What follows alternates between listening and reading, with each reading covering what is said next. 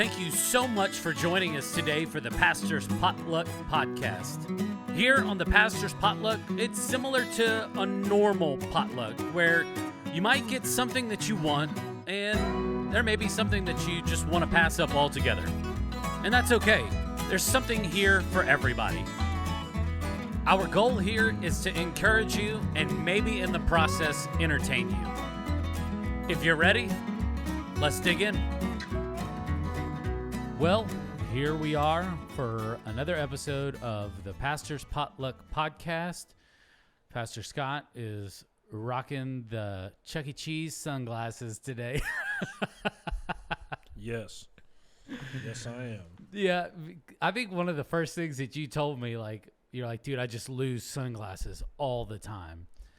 And then recently, within the last 6 months or so, you had like a decent pair of sunglasses. Yeah, I paid $30 for them. That's a decent pair of sunglasses. I mean, it wasn't I lost them in the ocean. Wasn't like $120 Oakleys or anything like that. That's how I ended up with these. Yeah. On my beach trip, I lost $30. That is the most I've ever spent in my life on a pair of sunglasses. Yeah. And I'm fairly new to the sunglass thing as well. Like I didn't really wear them until I was an adult. Yeah. And really probably just like the last 3 years for baseball. So I'm not like real accustomed to having sunglasses on. So I noticed this big wave. We were all out in the ocean, this big wave. All the other adults grabbed their head like this to wonder hold what they're their doing. Sunglasses.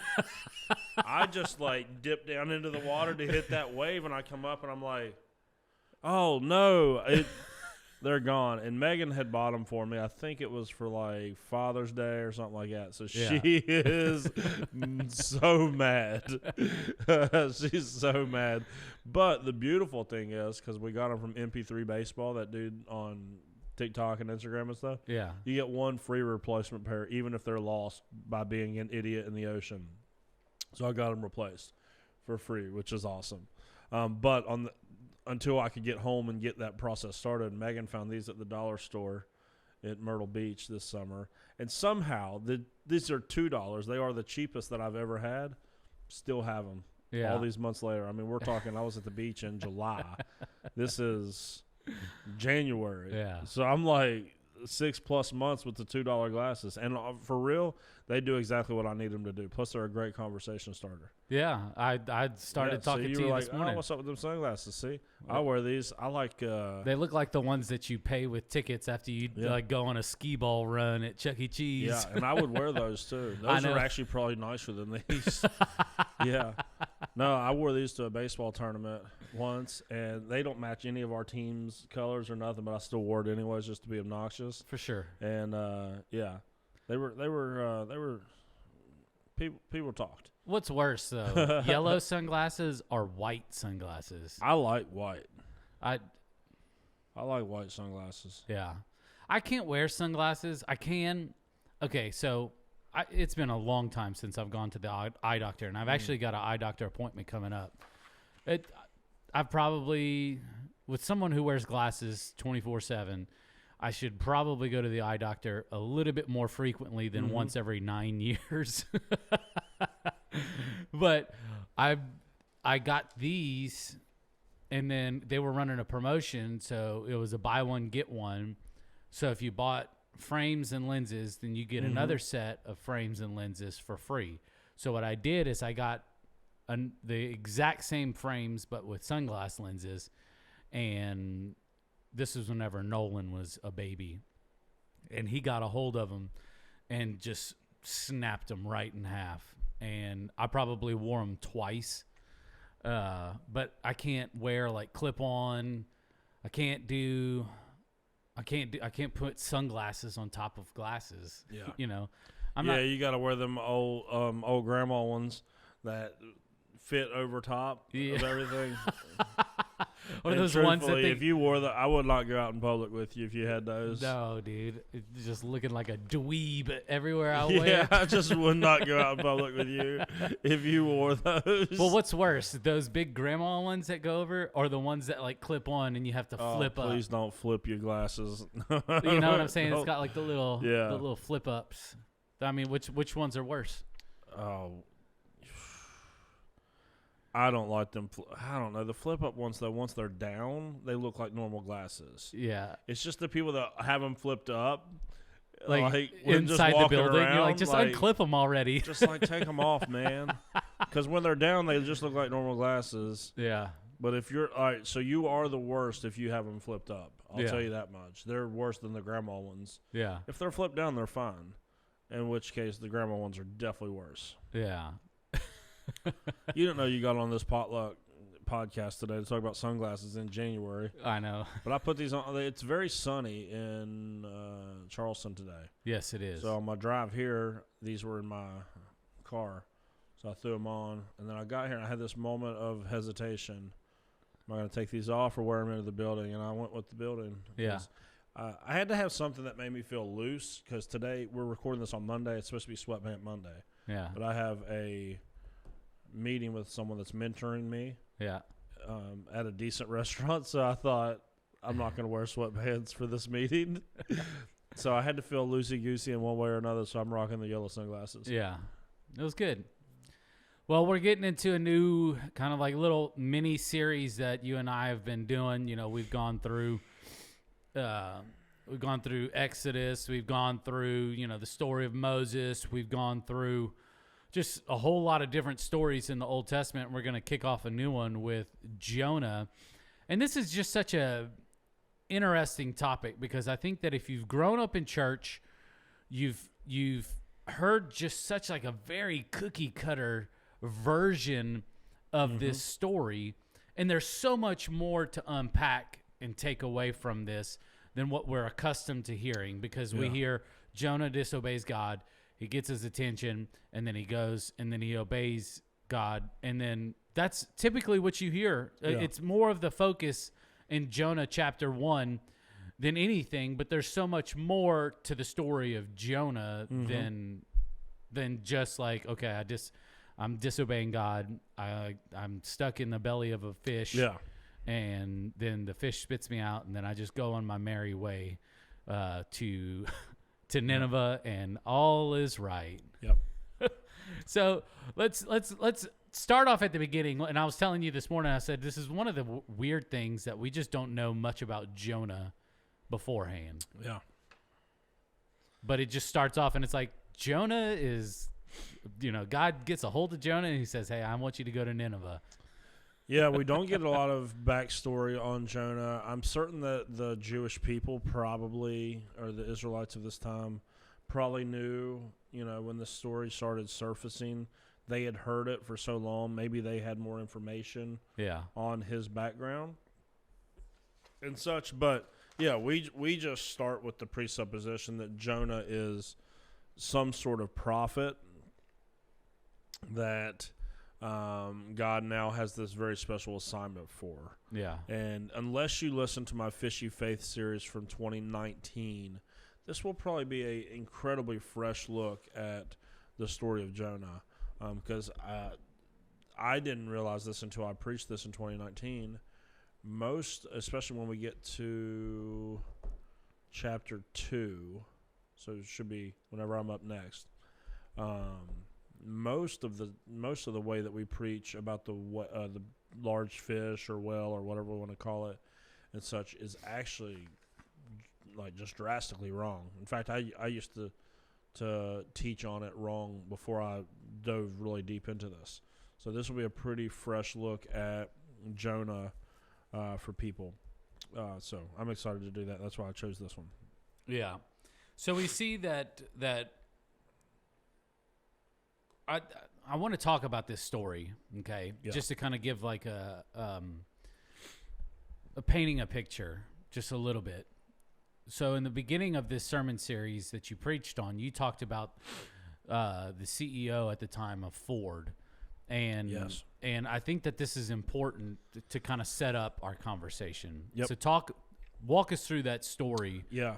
So Ford was not doing good, and so they hired Alan Mulally to come in and to kind of transform the culture of Ford and really get it back to where it needed to be and such. And so he remembers on his first day pulling into the executive parking lot at Ford, there was not a single Ford sitting in the parking lot. Mm. So all of the employees at Ford had gone to other companies to buy their cars. And these are the executives. Yeah. Right? So these are expensive cars that they are going to other companies to buy. So your job every day that you show up, that you work for Ford, is to do what? Was to make the to best. sell Fords. Well, it's also to make the best car as well. Yeah. Like it's something like it's like me coming to work here and I'm wearing a different church shirt. You know what I'm saying? Yeah. Like it's like I don't believe what's happening here. Yeah. Like is worth the while. Your job is to sell Fords. Yeah. Which means that you have to convince people that Fords are the best car on the market. Yeah. If you don't drive it, I don't believe it. Yeah. Because you chose something else. Yeah. Right? So when he pulls in, he goes, perhaps I see what the problem is. Yeah. Even the people that work here don't buy into what we're trying to do. Yeah. So he had to change the whole culture to align the way that they were actually functioning with the actual goal of Ford to sell Fords, right? Because if you won't drive it, you can't sell it. Yeah. Right? There was an inconsistency there, and like it would be like if It's like okay. So this is a little bit of a crude example. So I apologize if you don't like this, but this is just the truth of the matter. I knew someone once, yeah. and they loved preaching about healthiness, like in all, I mean, health this, health that. Oh, you shouldn't do that with your kids. You shouldn't do that. Health. Just like you would just, it was nauseating. Yeah. Health. This person was overweight. Yeah. It's like, I'm sorry, what? I'm not listening to you. Yeah. I don't care what you have to say about health because you are unhealthy. Yeah. Right? Like, no, you don't get to talk to me about health Yeah. when you're not healthy. And it's like, you don't get to sell me a Ford if you won't drive it. Yeah. Right? If there's not a consistency in what you say and what you do, people are going to sniff that out. That's why the church gets accused of being full of hypocrites. Yeah. And the truth is, like, it is full of hypocrites. Yeah. Now, people outside the church don't understand why that's the case and why it's really not. It's a problem, but it's not a problem because it's exactly what the scriptures and common sense would tell you. Yeah. The church is going to be full of hypocrites because we preach the fact that there was only one perfect person ever. So if you find us slipping and we're part of the faith community, well then, yeah, that's because we're not Jesus. That's why we need Jesus. Yeah. Right? So there's always going to be hypocrites. But at the end of the day, like if you won't drive it, you can't sell it. Yeah. And that's what Mullally found when he got in there. He was just blown away. He's like seeing all these Porsches and BMWs and all this stuff, and you go, Yeah. so your job is to lead this company to sell Fords, and yet you don't drive it? Yeah. That inconsistency. And so, like, this series when I did it in 2019 was called Fishy Faith, and we started off the whole series talking about, like, there's something fishy about your faith if your conduct does not match your confession. So if you say one thing, oh, I'm a health nut, Yeah. but you're fat, you're okay without some sort of medical condition. Yeah. You're not a health nut. Yeah. You might like being preachy, you might like meddling in other people's business, but you're not a health nut if you're not healthy. I feel seen. Right? You know what I'm saying? Like, I always talk to people. I'm like, dude, you should probably eat like a little bit healthier. And then like right before we recorded this, I ate like 2 donuts. yeah, but you're in good shape. I would listen. Like if you were like, hey, let me give you some pointers on I would listen to that because you're not 500 pounds. Some days I wish I was. If you were 500 pounds and you were trying to like, hey, I don't know if you should eat that. Yeah. I wouldn't listen to you. Yeah. Right? It's the same thing with our Christian walk. Like, if your life is a freaking disaster, Yeah. like, and you don't, like, listen to the wisdom of the scriptures, it doesn't seem like it is having any effect on your life whatsoever, people are not going to think that you're legit. Yeah. Like, whatsoever. And again, I am not one of those people that is trying to preach perfection whatsoever. I'm just saying if the overall trajectory of your life is a dumpster fire in every possible way, people maybe not me, but people will go, something doesn't quite seem right there. Well, what does it say to other people who you've told your coworkers, your family, your friends that you're a Christ follower, and then you continue to go out and do things that make your life absolutely miserable, where you're drinking and partying and doing stuff on the weekends, and it's like I want to say that I believe in these things, that Jesus, and he has the power to forgive and save and to heal and to restore, but I'm not giving over areas of my life to allow him to do that, because it's almost kind of like a selfish nature, so to speak, just to be able to, but I still want to do the things that I want to do. Yeah. But I just want to surrender over maybe Sunday morning. Yeah. To where I fit, or I check out a box and, like, okay, Sunday morning, I went to church, check that off. It's hypocrisy at its finest. Yeah. And there's going to be people that are hypocrites in the church with good intention. There's people that are hypocrites in the church with bad intention. Yeah. Right?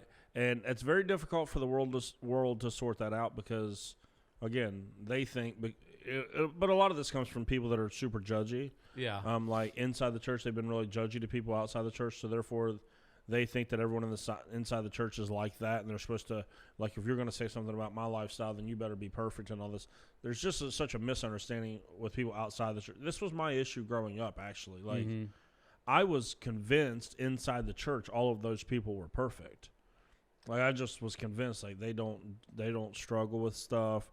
They don't do anything wrong. Like, they're just 100% do what God wants them to do all the time. And because that was the perception I had before I was a Christian, it was what drove me away from for so long. Because I was like, oh gosh, I can't do that. Like, yeah. You mean to tell me these people don't do anything wrong ever? Mm-hmm. I can't.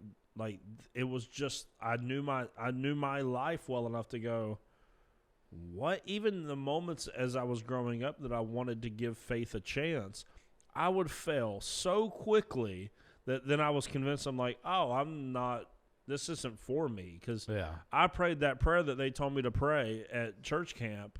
I went to that altar, but like seriously, I had a time when I was a teenager. I went to the altar at a morning service at church camp and was like, I don't even know if I should share stuff like this, but I'm going to, was like already like trying to make out with a chick in the dormitory like an hour later. And so every time that I did something like that, like, I was like convinced. I went and prayed the prayer. I had people up there praying with me. We was crying. I was super repentant. And then I walked away from that moment, and like an hour later, I'm like making out with this chick already. Like, and like with really bad intentions, just to be honest. Yeah. And so I'm processing that in my head. I'm like, how was I at the altar an hour ago, crying my eyes out with all my friends around me, like, yeah, we're going to start this journey with Jesus, and I'm already messing it up within an hour. Yeah. So clearly that prayer didn't work. Yeah. That was my mindset. That's the mindset of people that don't understand grace.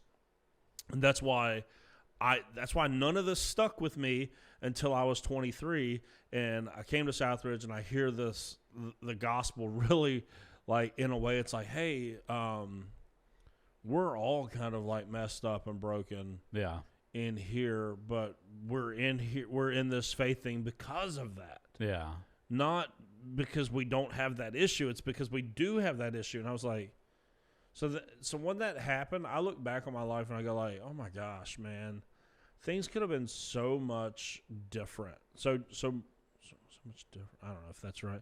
So different. Had I understood that, your path would have changed. Yeah, because I always had a desire to follow Jesus. Yeah, I did. I was never one of those. I was never an atheist.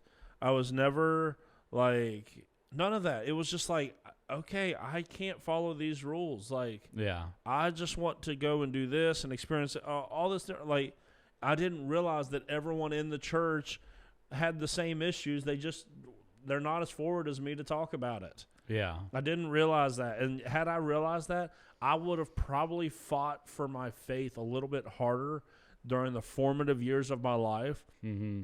If someone had been like, hey, no, look, you got saved this morning, but the desire to make out with chicks didn't go away within an hour, Scott. Yeah. Especially if you've been, like, that was probably, I bet I was 15, 16, somewhere around there. If you've been, like, that interested in girls for the 3, 4, 5, 6, 7 years already at this point. Yeah.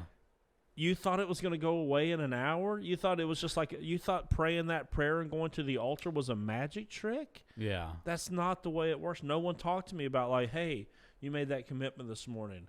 Now I'm going to walk with you over the next couple of years. Yeah. Here I am. I'm 13 years down the path of following Jesus, and I'm still a screw up. Yeah.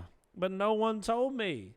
Like, no one was like, it doesn't, like, yes, you're a hypocrite, but if you have good motive in it, that you're striving to do what's right and still fall, okay, that's one thing. Now, there are hypocrites in the church that are rightfully hypocrites. Yeah. And they have bad intentions, right? Like, they have settled for some version of Christianity that is not Christianity whatsoever, and they attend church every once in a while and contribute very little to the kingdom, so the way they sleep better at night and feel morally superior to other people. Yeah. They have bad intentions as Christians. That's not who I'm talking about. I'm talking about people that, like, you love Jesus, but you struggle. Like, Yeah. right? It's that, there's like a reel or a meme or something. It's like, I love Jesus, but I cuss a little. Like, Yeah. it's like those people, right? Yeah. Like, I love Jesus, but I'm still struggling in different areas. Yeah. And, like, over this journey of following, like, I've met people that are, like, way further down the path than me. Mm-hmm. And the stuff that they struggle with might be different than what I struggle with, but they're still struggling. Yep. But I didn't know that when I was 12. I thought, oh man, them people, like, they have to have it. I've never seen them do anything wrong. Like, I don't see them. They're not cussing. They're not drinking. They're not smoking. In fact, they're very judgmental of anyone that does any of those things. Yeah. And so it's like, I just saw that. I was like, oh, these people don't ever.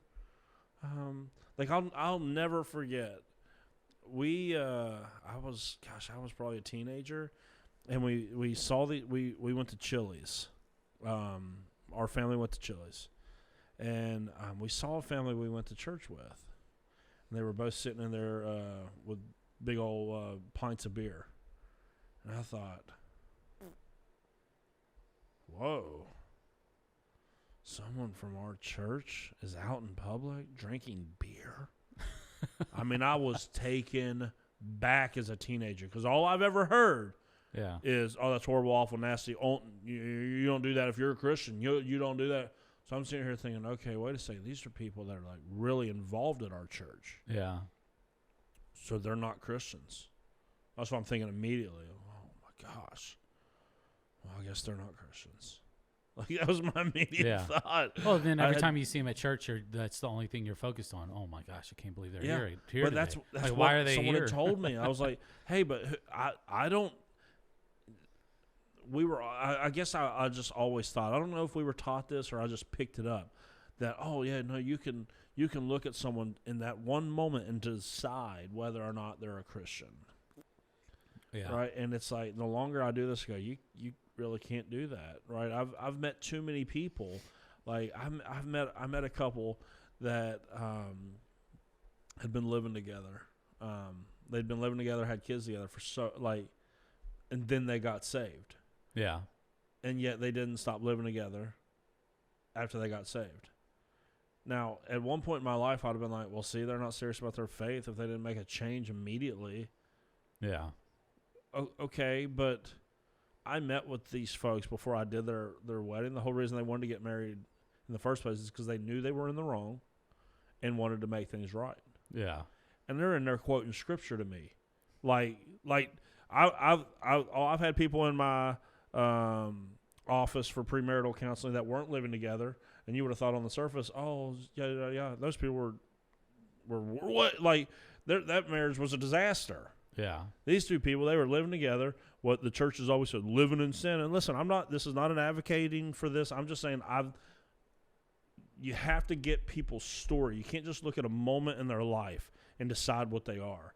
These people are telling me how on fire they are for the Lord. They're not just telling me. I see it in every aspect of their life, like God is moving and all this. And there's this area of their life that is out of alignment right now. Absolutely, it's not as it should be. Something should change.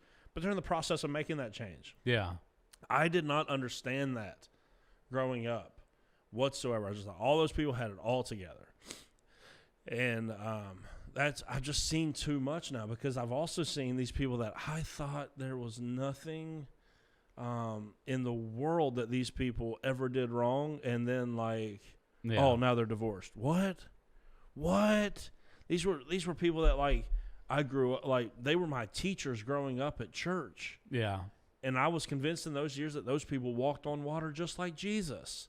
And now they're divorced. Some of them out of the church, all these different things. Yeah. Raising kids. Oh my gosh. I want my kids I want to make sure that they understand what it is that God has called us to as far as holiness. Yes. I am we're part of the Church of God, Anderson. We are holiness people. Yeah. Yes. But also grace.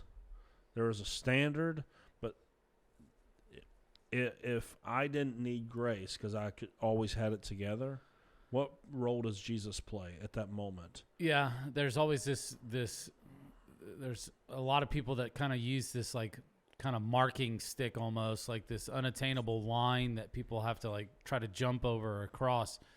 And it's just like with anything in life, some people, just depending on where they are in their faith journey, it's you have to understand that they are working and striving towards that. Yep. And we are all trying to work and strive towards that. And how do we encourage someone to continue in that working and not just put them down because they fall short, because I fall short of any kind of where I'm supposed to be because I've got pastor in front of my name on a business card or something. Mm-hmm. We're working towards something. We're moving towards it. We're striving towards it. We're trying to seek after Jesus and allow him to take those areas of our life and do something radical with them. And the understanding that each and every single one of us, there's going to be moments in life that we're going to fall short. And we see that with Jonah. As you mentioned, it's oh, Jonah's a prophet. This he obviously is following the Lord. Yeah, so you're thinking, oh man, he's a prophet? Yeah. I bet he doesn't mess anything up. I bet. I mean, I'm telling you right now, we had a pastor growing up. I'm not trying to throw shade on anybody. But we had a pastor growing up after they left the church, years down the road. He completely abandoned his family and all this stuff. Yeah. He destroyed me. Yeah. Because my thought was, what? Pastors don't do that. Yeah. Pastors are perfect. They don't ever make mistakes. What are you talking about? Yeah. There's no way that could be true of him. And I remember this being a big thing when it all came out. And I was like, no. And it's that sort of stuff messed me up. Yeah. Because I was going, well, wait a second. What does that mean? Yeah. I thought he was perfect because he's part of the church. He's a Christian. They don't do bad stuff. Yeah. He abandoned his family. He has a new family. He has a drinking problem. He's the pastor. That can't, I just thought, I don't even know that I've thought about that in the last 15 years. But, it just hit me, I had some of those moments, I guess, growing up that, really gave me a lot of questions about my categories. Yeah. That I think that if I would have known them better, I could have probably navigated things better, because that was always my thought. I can't tell you the amount of times, especially being raised Nazarene, because they are not eternal security people. They are way down the road on the eternal security thing. And I'm not an eternal security person either, but the Nazarenes are bro, if you better get saved every week in the Nazarene church, okay? Yeah. I don't know if they teach that or whether it just happens like that. I don't know, and I'm not throwing shade on the Nazarenes. If it was not for them, I would not be where I am today. I love the Nazarenes, but like you get saved like every week in the Nazarene church. I can't tell you the amount of times I was at an altar praying to give my life to Jesus, but then like I one time I went had this encounter at church camp, and I got saved, or at least I thought I did, and then everything was good. Like that whole week, my life was different, but it was while I was at church camp. Yeah. In fact, 3 or 4 of the nights at church camp that year didn't even get to the sermon because so many kids were following my lead of giving my I'm telling you, I was like praying all day long for people to get saved. We would get to those evening services and worship would start going, and kids would just like flow into the altar like every night, every night, just boom, boom, boom. It was like nothing you'd ever seen. I left that week. I'll never forget, and I was in high school, I'm fairly certain, and I was flipping through the TV channel, or channels on the TV, and Howard Stern came across. And, of course, there was, like, some, like, half-naked chick on there, and I just sat there and watched it. And because I sat there and watched it, I had already convinced myself, well, that was fake. Everything that just happened the whole past week, that was fake. Yeah. And I just walked away from it. It happened over and over and over and over. And like I had another encounter, another church camp or a youth convention or something, another encounter like that. I show up at baseball the next day, or the next time that I had baseball, and I'm right back to cussing and dipping with all the other guys. And in my brain, I go, well, I messed it up again. I guess this is really not for me, because every time I try it, I mess up like immediately. Yeah. I just never had, like, I'm realizing now my parents are the type of people that had I just gone and talked to them, they would have helped me through this. But, like, I just didn't. Like, I just kept it all to myself and was like, I guess I'm not a Christian. I guess it's not for me. And it really sucks because, I was just sharing this on the Extra Point. I took a really hard path to get where I am now, and now I have to live in a whole lot of brokenness. Yeah. A whole lot of frustration because of the way that I've been broken, because of the path that I chose to walk, that is making my life in Christ now so much more difficult than what it would have to be if I hadn't been broken in all those different ways on my path to where I'm at now. Yeah. You want to do chapter 1 next time? I don't really got through the introduction. I'm trying to keep it in Jonah. we just need to do chapter 1 next time now that we've done the introduction. So I do want to talk a little bit about this because we see we see Jonah. We understand that he's he's following God. He's a prophet. And then there's this calling. There's this thing that God has told him that he needs to do. And then we see this fall because of it. And it's funny because there's a moment in the ship to where there's these different types of people. And so we understand that the sailors are more accustomed to the storm than anybody, but they realize that this is something different. And then they're talking amongst themselves, and they ask Jonah, and they're like, hey, who do you serve? And he's like, well, I serve the God. And then they're like, okay, dude, what were you really supposed to be doing? Yeah. and it's funny because they're like, okay, dude, like, you didn't obey the God who you said created the seas and the wind and all of this that's going on. And they just toss him overboard. They're like, dude, you got to get your crap together. Just go figure it out. Yeah, they're having a hard time. Like, the people on this ship are polytheistic pagans. Yeah. So if there's a storm, and this is so funny. This is how we think of this as a very ancient thing. Yeah. Oh, no, us modern people, no, this is how people still function. Yeah. Everything that happens is karma. Oh, you've upset something in the universe, so now that's why this is happening.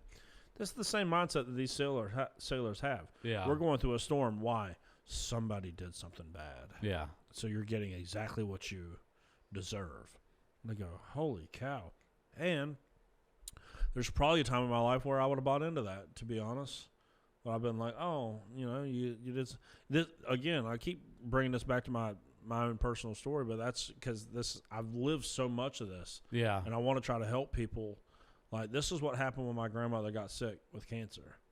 I could not understand why this was happening, because I guess my worldview was good stuff should happen to good people, bad stuff should happen to bad people. Yeah, why would somebody that I love and that I know is following the Lord so diligently go through something? Yeah. Like my grandmother, there's a thing in the Nazarene church, like if you've been like putting in some time in the Nazarene church a long time, serving and all this stuff, you get this thing. Not everybody gets it. I've only maybe less than 2 or 3 people probably that have ever got it. You get what's called the Timothy Award for service. My grandmother got that. Yeah. Like she was. My grandfather died whenever my mom was I think when she was a baby, essentially. I don't know that she ever even met him. So my grandmother, on practically no money, with no help, raised 4 kids, 3 boys, 3 like tough boys to raise. Yeah. And my mom raised them in a Christian home, provided for them all by herself, served the church, gave to the church faithfully. Was a woman of the Scriptures, loved the Scriptures, loved the Lord, till her very last thing she said to me was talking about how she can't wait to be with the Lord. And I had to watch her go through having colorectal cancer, lose her hair, be humiliated by having to go out in a wig or being bald, and have to watch her go through that, have to watch her get a colostomy bag to where she can now no longer use the restroom. Like, I had to watch that, and I'm going, okay, God, you're going to have to walk me through this one. Yeah. Why is it that someone that has done all of this stuff for you, how could you possibly do that to her? Like, that was my mindset. It's the same as what these sailors had. All right, so we're in a storm, so somebody did something wrong. Yeah. It's exactly where they're coming from. It's that same worldview. It's like the karma worldview that we have now. Like, and that's why people are getting caught up in this like new age, new age religions with crystals and energy and all this. Because if I could just fix the energy in the room, or the energy in my that's surrounding me, then I can start to alter things. And it's like, this is just not the way that the world functions. You know what? Sometimes bad things happen for no reason whatsoever that we can see. Yeah. Right? Sometimes bad things happen to good people. And that would be because the worst thing happened to the best person, right? Yeah. Like the crucifixion of Jesus, if you were to use the standard that we use, you go, how could you let something so awful happen to someone so good? He goes, well, it's a good thing bad stuff happens to good people, because without it, none of us could get saved. Yeah. Right? Like, it's like we need that. But now, I say all that to backtrack to Jonah. Jonah did do something wrong, and there's a very good chance that he is in the midst of a storm because he did something stupid. Yeah. Right? Sometimes we end up in the midst of a storm in our lives for unrelated reasons. Yeah. Maybe someone else did something stupid, and you're having to reap the consequences of that. Maybe it's just, it's just the way the world works sometimes. Bad stuff happens. Jonah is in the midst of a storm of his own making, would be my assumption on this text. That, you're now going to have to go through this because you did something stupid, right? Yeah. Like I used to see this thing on the internet all the time. It's like, there's a reason for everything. Like, people love saying that. It's like, yeah. And sometimes the reason is that you're stupid and did something wrong. Yeah. Right? Like, there's always a reason for everything that happens. Absolutely. Yeah. Sometimes that reason is you. I can't believe they turned off the electricity. Well, it's like, you did something stupid by not paying your bill. Yeah. It's like, oh man, we're having financial troubles. Really? You're having financial troubles? Yeah. Well, perhaps you don't need all the stuff that you have. Yeah. Or perhaps you should get a job. Or you should quit playing the lottery. Yeah. It's like, oh man, I just need the Lord to see me through this. It's like, well, did you get yourself into that? Because if you did, that's kind of unfair that you expect God to get you out of it if you got yourself into it. He may, in fact, help you through it, but, I mean, you're not entitled to it by any means. Yeah. Right, so this it's very, like, I love that we think these ancient folks are so primitive and like, oh, you've upset the God of the wind and the waves. And yeah, we still do this. Yeah. We still do this to this day. Oh, man, I've upset the energy I was watching a YouTube video last night. This stinking guy is like telling the audience that's watching his YouTube. He's like, listen, all this bad energy is on me. It's not on you. This bad energy is on me. It's not on. I'm saying it right now. It's not going to get on any of you. And I was thinking, what are you talking about? Yeah. We're watching a YouTube. What are you talking about, man? And like, you think that like, what are you? I was just kind of blown away. I was like, this is not. What are you doing? Oh yeah, dude. Well, I just started this season of Survivor last night, season 13, and they have this guy on there, and his name's Cowboy, and he's doing like all of like these pressure treatments and stuff. Mm-hmm. He's like, oh, because there's people walking around, they're like, oh, I got a headache, and so like he's doing this thing where he's like rubbing their head, and he starts pinching the skin between their eyebrows. And it creates like this ginormous red mark. He's like, oh, that's all the bad energy that's going to leave. So whenever that redness goes away, and like he's pinched it so hard it stays on their foreheads. You don't think that red spots from you? Yeah, you're like, dude, you're pinching it. But he's like, oh, that negative energy, whenever that redness goes away in a couple of days, like it's all going to be gone and you're going to be free of headaches and you're going to go through life. And so I'm glad that I was here to help get that negative energy. Like you maybe next time just make some better decisions. And it's like, what? Dude, what are you talking about? Like you just pinched the nonsense out of my my forehead. If I have a red spot, I'm pretty sure I know what it's from. It's from you pinching me. Yeah. You're about to have a red spot on your mouth, bruh. Quit pinching me in my head, in my face. Yeah. So, yeah. Whenever we pick up, I want to talk. This is where I want to pick up next time. I want to talk about why Jonah made this decision and just some of the outside factors, because I think that this is an understanding. Maybe we can kind of empathize with Jonah a little bit of why he made the decision to not obey God. Yeah, I got some stuff on that for sure. So, if you see my handwriting on that, you can't use it. Yeah. I don't know what your handwriting looks like, but this is a printed one. It's also not cut really neat like that. Yeah, I know. If you could have, I think we've done this one before, but it's all right. If you could have any superpower for a day, but it had to be a quirky one, which one would it be? So you can't fly. You're not indestructible. Like, you know what I'm saying? Like, you can't do, like, it's got to be something crazy. Like. And it's only for 24 hours? Yeah, only for 24 hours. What if I could, like, lose weight at a super fast pace, but it's allowed to stay off after the 24 hours? That's pretty quirky. I'll choose that. I think I would shoot spaghetti from my fingertips. I feel like you've premeditated that. I have, because you've been thinking about that. I just would walk around and just set up tables right out of Olive Garden and be like, look, I got the best spaghetti ever, and it's going to be the weirdest thing ever, but I would not eat that. Here's some spaghetti. I'm not eating no finger spaghetti from, and just slap it down. I am not eating finger spaghetti ever. Oh, Lord sakes. Yeah, I'm going to go with rapid weight loss. Yeah. I wouldn't be able to eat all your carbs anyways then. I don't know. It's just funny. It's just funny. Like, hey, man, you got some spaghetti for me? Yeah. I would fill up the refrigerator with so much leftovers. You got 24 hours to do it. Oh, my gosh. I'd just go to a food bank where there's all the things that you could do. This is. I know. I'd feed a bunch of people. Is it already sauced? Yeah, it's ready. Like, it's good. So the meat sauce and everything. Yeah, it's meaty. Oh, it's good. This is awful.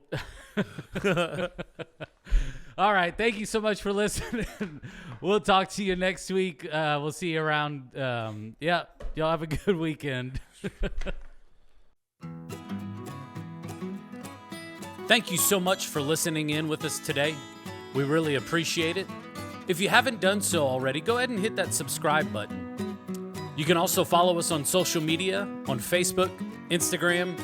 You can also watch the video version of this on YouTube as well.